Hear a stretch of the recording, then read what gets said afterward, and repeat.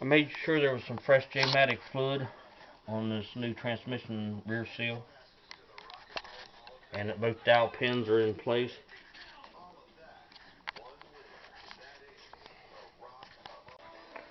The transfer case is torqued 28 foot-pounds. The brackets are back on it.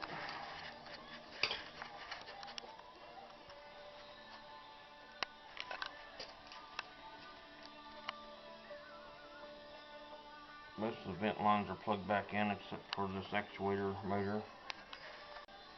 I installed this bracket for the vent lines and also the shifter cable mounts here, and it takes a long bolt to go through this bracket. It's pretty thick. I had transferred the shifter from the old transmission to this new one when I picked it up.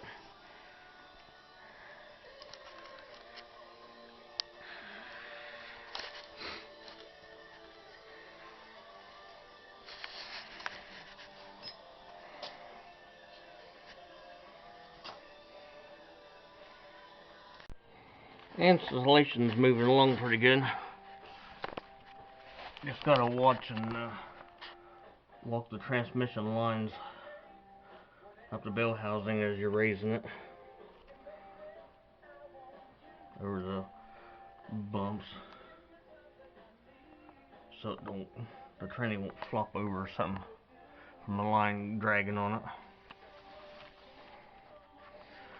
I'll just stuck some back up in case a jack or something will happen to let go.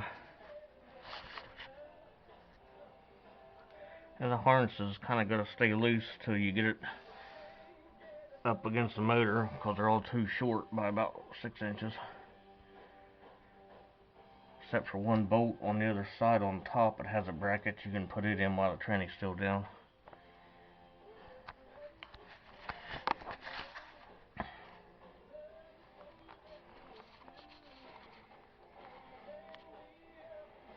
Watch the dipstick tube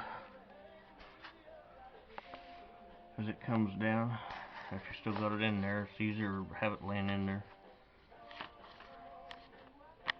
Just kind of watch and make sure you're square with the flywheel and not into that reluctor ring.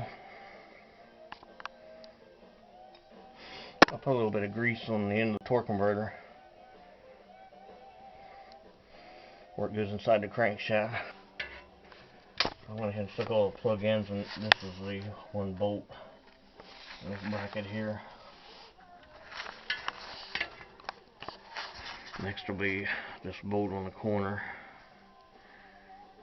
for that bracket. I generally put in just a slight slope to keep it level with the motor tilting backwards, but not enough where it'll slide off a jack or something.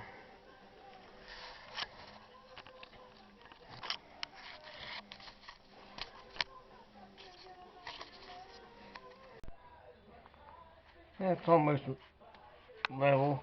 I went ahead and put the actuator on the brackets and plug-ins before it gets all the way up, and the one on top of the transfer case, and then the other bolt that goes behind the actuator in the transfer case housing, the oxygen sensor bracket.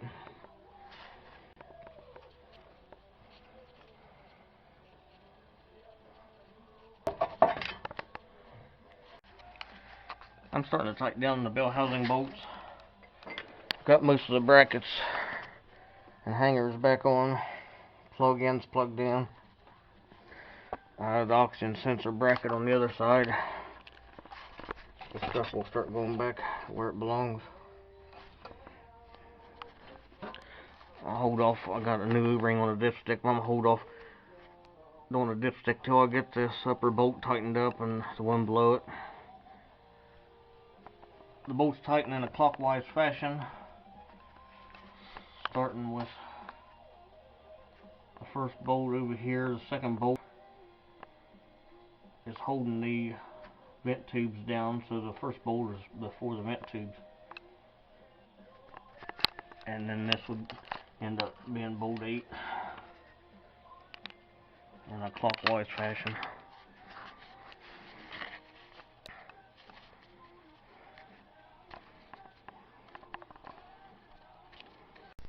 Just an idea what it takes to get to that top bolt.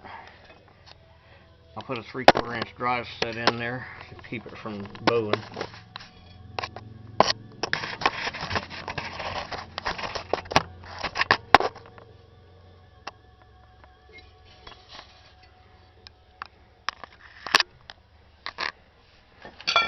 And a pipe on the end of it.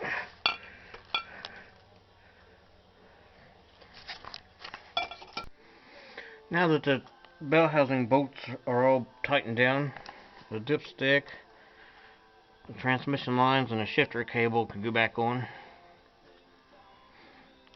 One of the bolts is shared on that adapter plate, so the back one. So just leave it out when you stick the adapter plate on.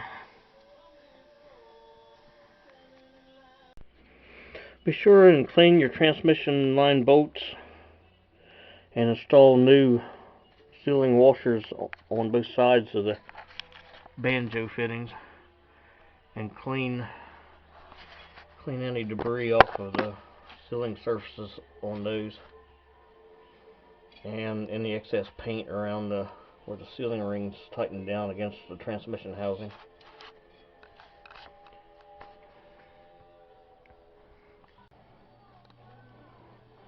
There's 2 more sealing rings for the other side of the transmission line. The ones that's on it were copper and the new ones are aluminum rings. Plug your valve body in to the electrical connector and go ahead and run your crank sensor wire along the transmission pan.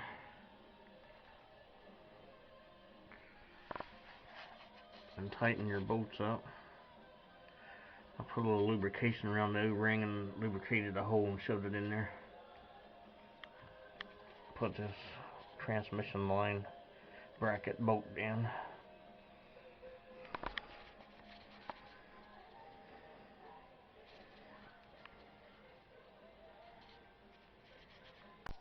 I left the shifter cable end off so I can keep it out of part until I get the rear drive shaft put on.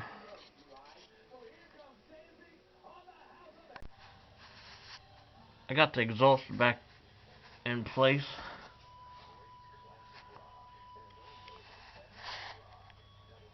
I'm going to go ahead and put this front drive shaft back in while the cross member is out of the way, and then put the rear mount in. It tightens down to the rear transmission case 36 foot-pounds. The nuts that pass through the cross member are 65 foot-pounds, and then the cross member bolts are 74 foot-pounds. Front drive shaft bolts torqued to 44 foot-pounds. The rear drive shaft bolts torqued to 78 foot-pounds. Cross member bolts and front drive shafts back on.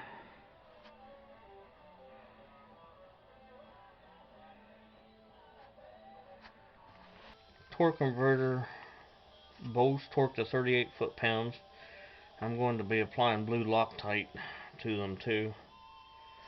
I put blue Loctite on the back drive shaft bolts because you're supposed to use new nuts with it, and I just reused the old ones with Loctite. Be sure and turn the motor clockwise, looking at it from this angle, the front. I'm going to be applying Loctite to these 4 bolts, torquing them 38 foot-pounds. I installed all 4 loosely, one at a time, rotated the motor, and then after you tighten them down, you're supposed to rotate the motor several times and check for binding. And if there isn't any, just put the inspection cover on.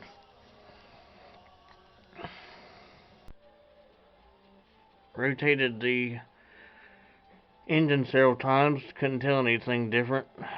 Inspection cover's back on. Now time to put this front cross member in.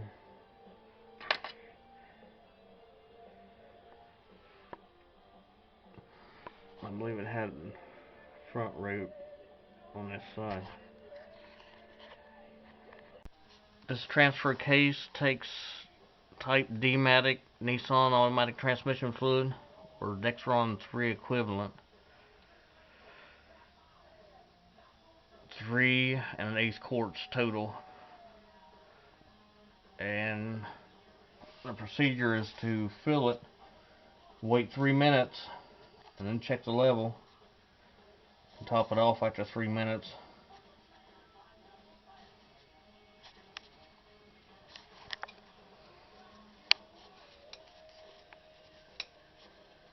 I'm going to go ahead and snap the shifter cable back onto the shifter arm, since I got the rear drive shaft bolts in.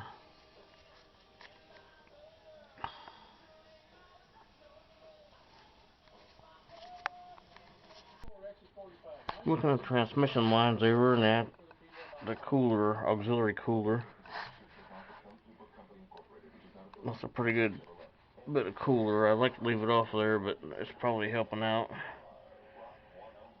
The cooler lines are 5/16.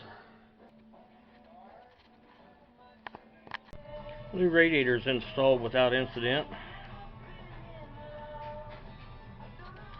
Full antifreeze.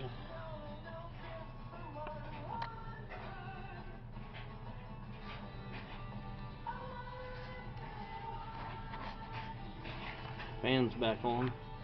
Put the air cleaner back on. Give it a little starting.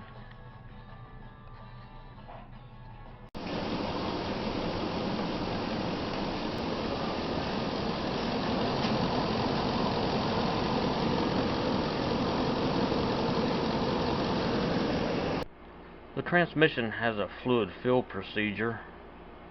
This new transmission came with pretty much the exact amount of fluid to put in it, but 178 degrees is optimal temperature using a scan tool to set the full mark on the stick. The low side of the crosshatch full is at 86 degrees. When the transmission's at 86 degrees, it should be on the low end of the crosshatch pattern, typically.